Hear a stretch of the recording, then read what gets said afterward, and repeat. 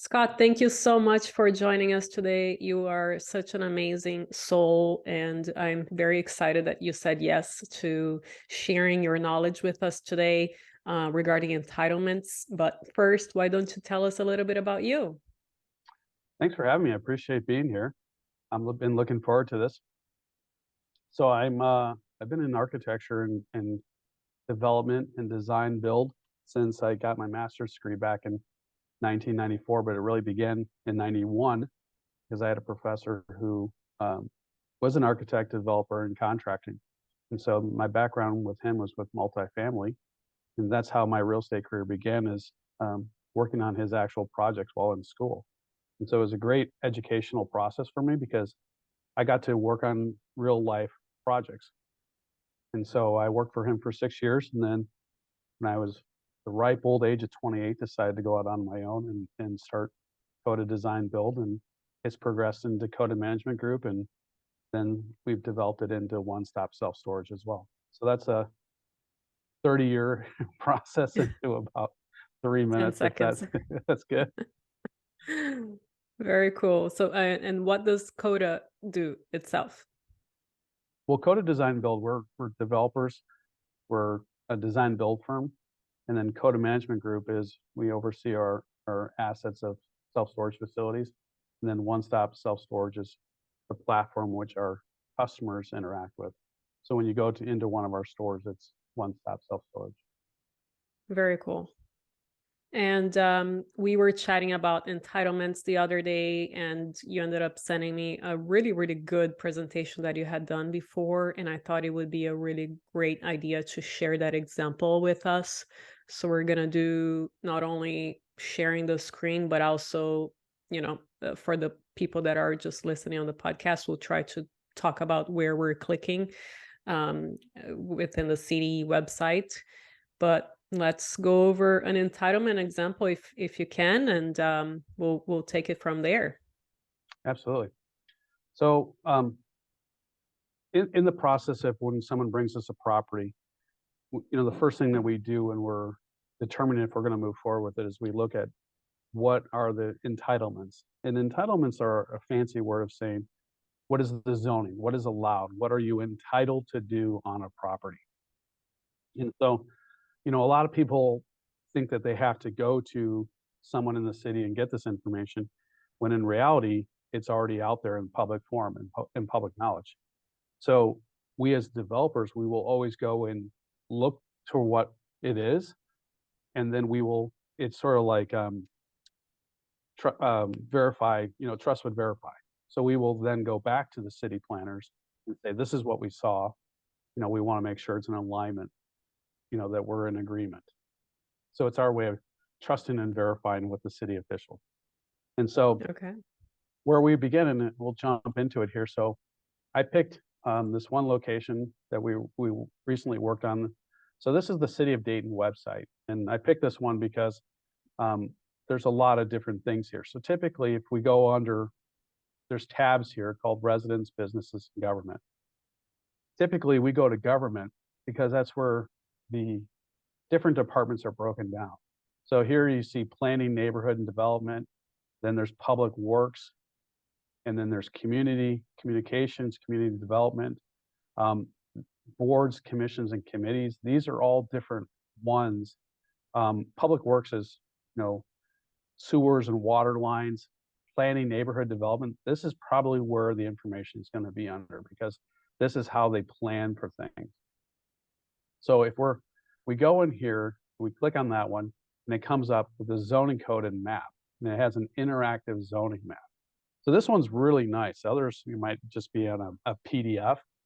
And so what we'll Right. do is we will click on that, and then we put in the address, and move this over here. So up in the upper right-hand corner, we'll put in the address.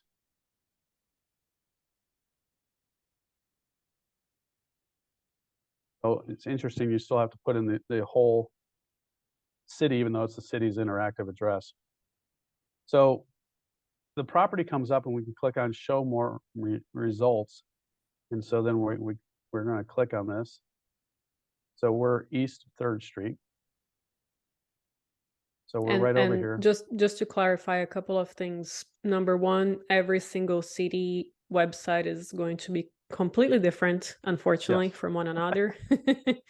And number two, what we're looking at right now is either a property that you are looking at purchasing or expanding to make sure that is zoned or could be rezoned, correct? Well, we try not to rezone them, but if we do, Okay. then that's a whole different process. Right now, we're just trying to determine what it is we're allowed to do. Okay. And so when we look at this one, 535 East 3rd Street, um, it's bouncing back and forth between these two, which I'm not sure why. But it's in the so what I'm going to do is I'm going to zoom in to see the streets because then that way I'll know where we really are. And so what we're seeing here is that we're under the UBD district. Now, that's important for us because of the fact that UBD means nothing to me. I have no idea what that is. They've come up with this general term. Um, it might be Unified Business District. It might be, I don't have any idea, but that is what we're going to be looking for when we do it. So if you look under this category, there's a PD 108. So this is a plan development, is my guess. And that was like the 108th plan development, HD2. So these are all different districts that are zoned here. And if we zoom back out, you can see the different zoning sections. Like here's another one, the yellow, they all have different colors to make it interesting. I2 is typically industrial, a second version of industrial. There's the CBD, which might be the commercial business district as opposed to unified business district. Um, so those are all the things that we look for in terms of the breakdown. Now, when we go back out of this, we know we're in the UBD district. Then what we'll do is we will look for the zoning code. And what we see here is that it's a PDF. And typically that's not so good because there's usually interactive ones which are better. This makes it a little bit harder. So the first thing we always go down to and we look for definitions because the definitions are really what drive this whole process. And so um, right off the bat, there's use district regulations, and they're broken down between commercial districts, downtown districts, manufacturing, urban preservation overlay. Here's the industrial districts. So right off the bat, I'm not seeing UBD. So that would be something that we're going to have to like look into. But these are where we typically go to determine whether or not we can do it.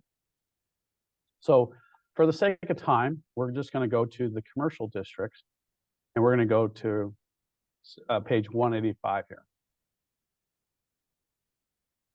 So when we look at page 185, it describes what is in the commercial districts. And then it describes to accommodate retail and services that typically serve a limited neighborhood. And what they do is they go down and tell us all the different uses right here that are permitted in a commercial district. But the real kicker is, and this is where you and I were having that conversation, is what is allowable in all these things. The permitted uses are per this subsection 150.300.2. That's where they describe the permitted uses.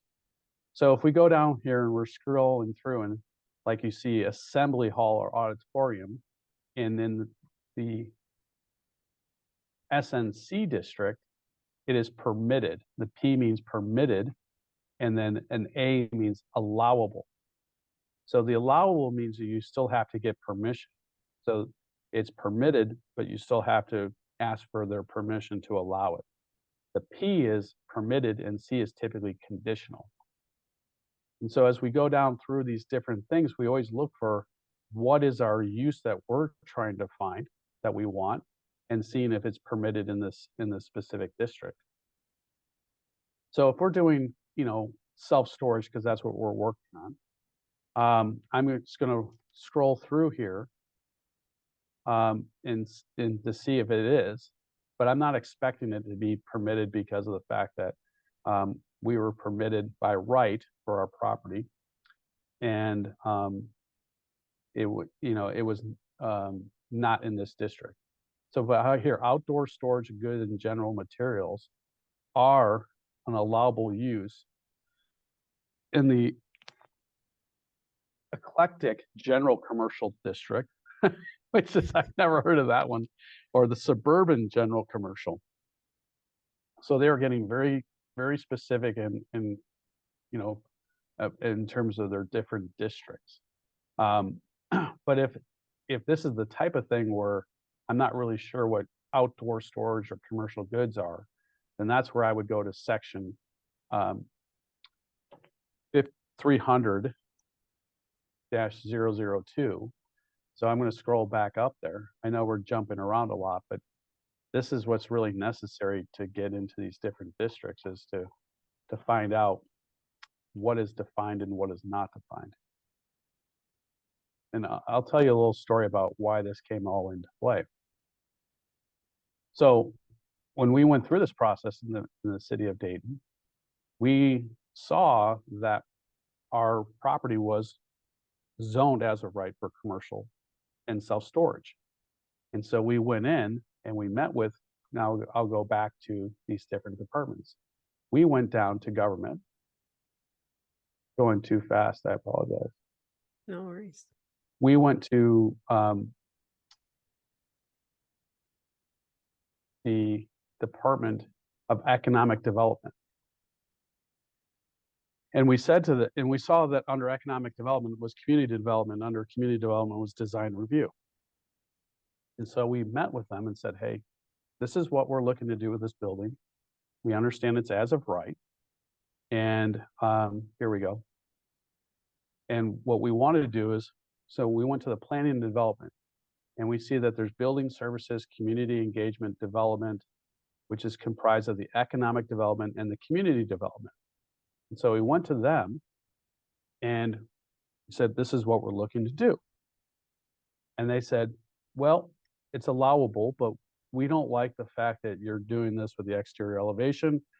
We want to see, the code says that you have to have 40% glass. We want to see this entire elevation glass, and we want to see at least 2 floors of glass on the side street. And if you do that, then you will be happy. We said, great. We appreciate that. We will make it. Now, I didn't want to make the whole street elevation glass because with self-storage, there's no reason to see into our buildings. In fact, it actually makes our buildings less environmentally efficient because of the fact that we have all this heat gain into a building that we're not trying to cool. We're trying to keep it consistent. So the less glass we have, the more economically friendly it is to keep it at one temperature. So we did it because we wanted to work with the city. And so we submitted permits, we got the permits, and then when it came time to getting another approval as part of our financing with the city, they were withholding it. And they said, well, why are you withholding this? And they said, you didn't come to us and ask us what we wanted. And we said, we did. We met with you. Here are the meeting notes. Here's what the response was. Here's how we implemented. Here's how we got the building permit. And said, we've done everything. We followed all of the outlines that are here. And they said, well, you didn't come to us first. And we said, I'm still confused by that, but what is it you're looking for? And they're like, well, we don't want self-storage. And I said, well, if you don't want self-storage, why is it zoned for self-storage? And they said, well, we weren't expecting it to be self-storage. And so I tried talking with about how self-storage really serves the community and the benefits of it, those sorts of things. And I said, if you didn't want it, again, why did you zone it? But more importantly, what do you want? And they said, we want retail. And so it began this whole process of me negotiating with them in terms of what we were going to put on the first floor for an X period of time, because of the fact that, and they wanted me to give up my zoning rights. And that was something I was not going to give up no matter what, because then they would have the ability of changing what my zoning Yeah. was, and of going up to a vote and stuff like that. And I refused to give that up, and we compromised. And they said they wanted a coffee shop. So I told them that I would like a coffee shop is around 1,500, 1,200 to 1,500 square feet, normally like a Starbucks. And I said, I will give them the prime corner and I will put it on the market for 1 year. And if we can't lease it up, then it will revert back to self-storage. If not, it will be a coffee shop. And I'm going to Sounds rent it. fair. I'm going to rent it at the same price per square foot as my self-storage. I said, Mhm. that's $15 a square foot. And they said, no, we think it should be $4. And I said, well, if it's in such high demand, why do I have to discount it $11 a square foot? So I agreed to go down to $12 a square foot, and they said 18 months. And I said, fine. And so I listed it exactly for $12 a square foot for a year and a half. We didn't get one serious offer. And so we're reverting it back to self-storage. But Wow. if I wasn't familiar with the codes, if I wasn't familiar with the entitlements, then I would have been subject to what their whims and what they wanted versus what their law says. These codes are laws. They're passed, they're implemented, and that's where you get cited and all those things if you don't follow. So if we go back to these codes here, so here's the urban business district. That's what it is, the urban business district. That's the one we fell into, which was allowable. So when you see these eclectic and mature and suburban, these are all the different ways in which they've named them. But within each of these districts, you have your permitted uses, and then you have your supplemented permitted uses, and then you have your conditional uses, and then you have your accessory uses. But it also goes into how much of the land you can cover. It goes into what your setbacks are. Mhm. In your case, you were asking me if it's a permanent structure versus a non-permanent structure. These are all the things that we look for when we're looking in these codes, and this is where it is. So here's like prohibited uses. So like if you're going to go through the process of having to rezone something and you see that a use is prohibited, then it's pretty much sure you're not going to get it. And why waste your time doing Mhm. it? So when we look at these zoning maps, we look for trends. We look for to see like if we're going to be an outlier in a neighborhood. You know, if we have these, take it into residential uses. If you have all these huge mansions that are on like one home per acre of land, and someone wants to come in and put a 6-story apartment building in there, pretty much all the neighbors are going to be upset and you're not going to get it. Does that make sense? Yeah. But No, if that's you're in the great. city and you want to put a single family home in the city and you have all these high rises, most people say like, what are you crazy? Why would you want to do that? But it could also be equally as permitted because the city wants to maximize the tax revenue. All of these things are generated to make sure that the tax revenue is in alignment with their codes. That's the underlying principle of what the entitlements is to make sure that there's representation and getting your equal opportunity to pay your taxes. And Right. so that's why when we go through this, when we begin our process of looking at a property, we always look at what are the zoning to make sure that we can do what we need to do. And if not, what is the process to change it? And so this is for a property that you have already identified. And if people are looking for, potentially off-market deals, they would just do the opposite. So they would just look at the code first, right, to identify what the code is for whatever you're looking at building, and then you would look at the city map for the codes, correct? Right. So if I'm driving down the street and I see a property that's for sale by owner, or I just really like the property, um, then yeah, that would be the type of case that I would go in and put the address in there, look at the zoning map, see what the current zoning is, and then what is permitted to see if I can even do what I want to do with the property. Mm-hmm. So when I first started, when I was getting my master's degree, we were assigned a 50-acre site. And it was formerly the Sara Lee factory. So it's where they would bake their breads and their pound cakes and all those sorts of things. And the assignment was to come up with a plan for 1,000 condominiums. And so, the first thing we do is we're looking through the code, and it's zoned.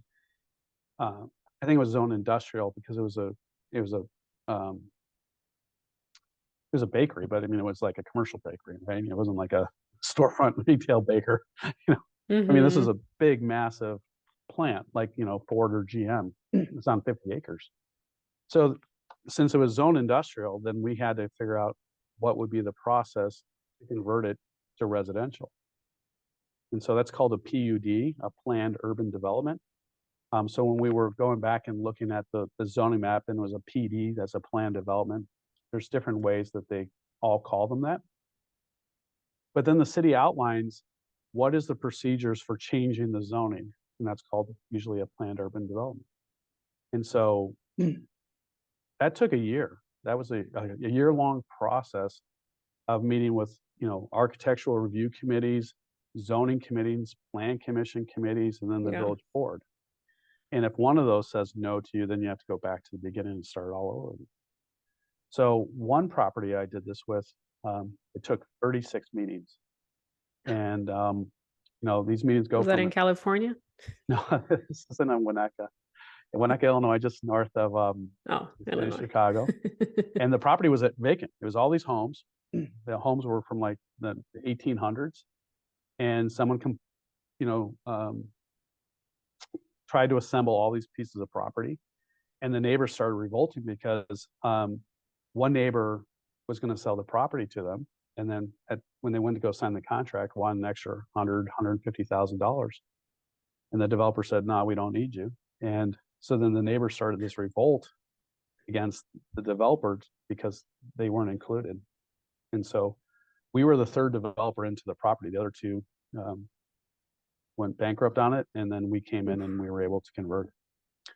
The fastest we've ever done it is 2 months, and that's the best case scenario. Is we were looking at this building, and it was zoned for self storage. It was a warehouse. It was an office building. It was combined. We were going to do a Class A facility, but the requirements for self storage was you had to have someone live there. You had to have a fence, and we said to them, this doesn't really apply. um, you know, how do we work around this? And the municipality said, we're small, we don't really know much about this. Why don't you just write the code and we'll adopt? And so I went to architectural school. I Okay. didn't go to city planning school, right? So I've never written zoning codes. And so we went in and we actually looked at the county zoning and modeled it after the counties and used that as a way to say, hey, look, if the county adopts this, then you shouldn't have any problem adopting it as well. And they like that too. So we were looking just beyond our own zoning. We were trying to come up with other uses in case, we wanted to change the parcel as well so that we'd have a lot of flexibility. So that's what Hmm. we did. So that was the easiest, is 2 months, and the longest was a year. Congrats on getting that one. That it took two people going bankrupt. That's pretty impressive. It was a big challenge. Does So your company does entitlement work for other people and other projects and build outs, or just for yourself? we've done it for other people as well. We've done it for a few churches as well. Um, the funniest one was when we had to entitle a church back into a church. And so people are like, what do you mean by that? Well, originally it was a church, and then it became a Veterans of Foreign Wars and a dance studio. And then the guy was going to convert it into a winery. And then he couldn't get his liquor license. And so he sold it to the church I was working with. And so we had to rezone it back into a church.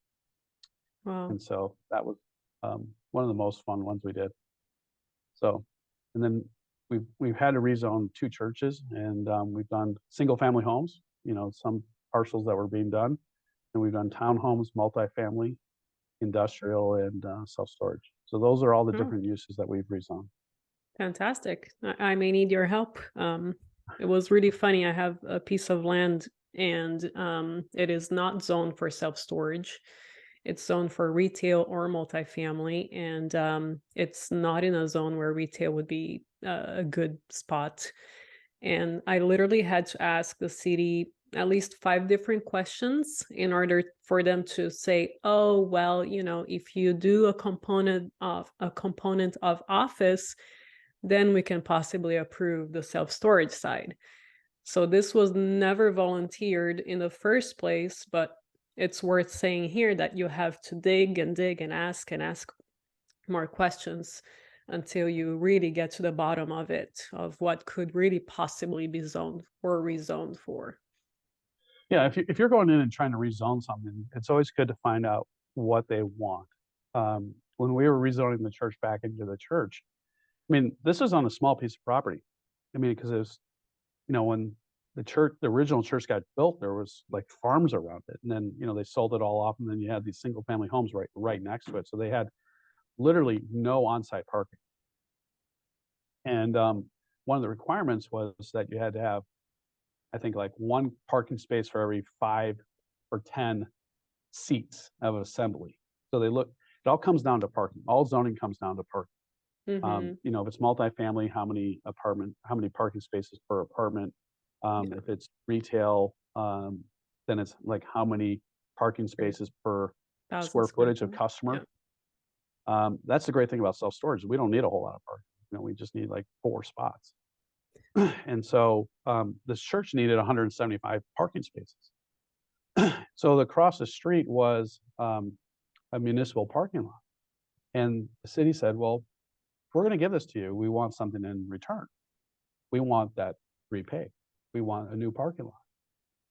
And I said, well, can we adjourn for a little bit and let me go talk to my client, and then we'll come back and we'll discuss this with you. I said, sure. So we walk outside, and the congregants were like all upset. They're like, but they're just trying to extract a parking space, a parking lot. And I said, you're asking them for something. What are you going to be willing to give them in return for that? Because you don't have anything to give them. You need this. And they said, okay, well, that makes sense. I said, it's going to cost about $80,000 to redo this parking lot. And the pastor said, we'll put it in the budget. Let's get it done. We need this. We need this building.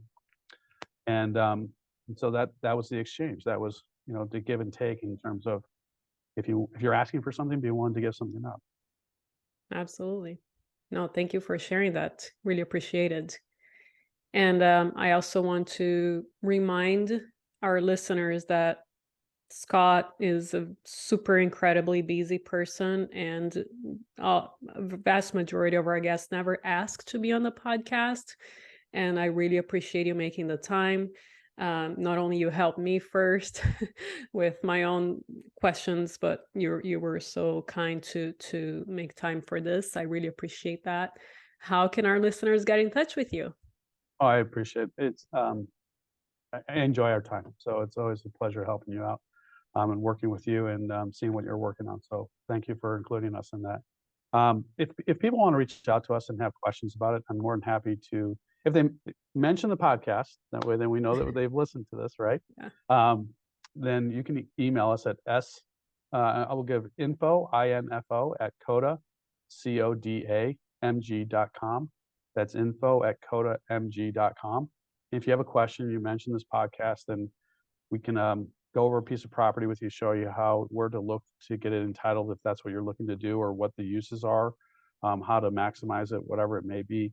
Because a lot of times it could also be, how do I expand the property in order to maximize it? And that's another big component of the zoning, is making sure that you can, utilize the property as efficiently as possible. And as always, all of this, not only Scott info will be there, the email address will be there. Scott, thank you so much. I really appreciate your time. Thank you.